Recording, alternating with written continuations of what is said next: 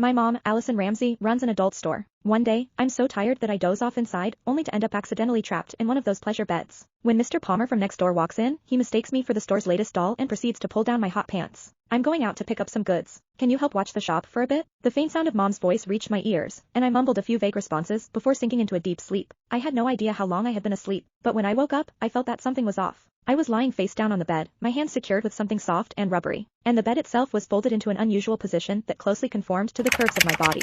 I could clearly feel that my buttocks were raised high, and my legs had been spread apart. I didn't need to look to know it was a deeply embarrassing position. The space before me was dim, as though my head was covered by a nearby curtain. What was going on? A wave of panic set in. I struggled with all my strength against the restraints binding my hands, only to realize I couldn't break free at all. It finally dawned on me that my family ran an adult store, and this must be the new pleasure bed we'd recently ordered. The bed was equipped with mechanisms that could only be unlocked through external settings once triggered. I had been completely exhausted earlier, so I just crashed on a random bed in the storeroom without even noticing it was the latest model of pleasure bed. I would usually sleep on my stomach and move around in my sleep, so I must have accidentally triggered the mechanism while dozing off. And now this single bed had locked my hands in place. The bed split into two below my waist, lifting my lower abdomen and hips and leaving my buttocks raised high. It was as if I was positioned for. What was I supposed to do now? I shouted a couple of times, but there was no response. It only then struck me that before I fell asleep, Mom mentioned she was going out to pick up some goods and asked me to watch the shop. Hey, Allison. Just then, I suddenly heard the voice of Mr. Palmer, a customer, coming from the doorway. And it was getting closer.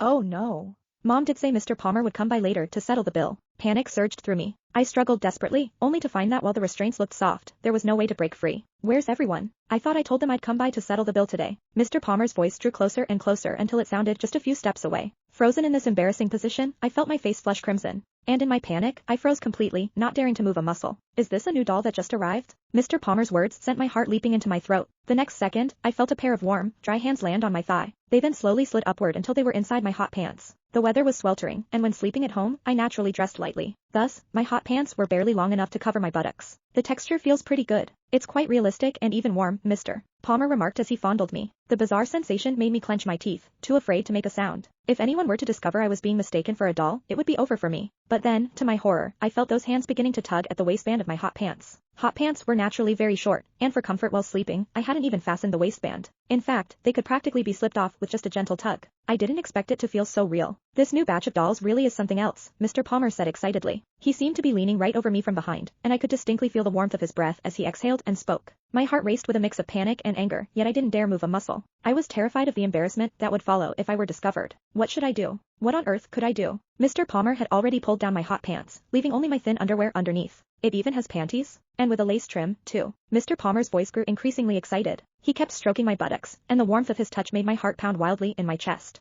Suddenly, I felt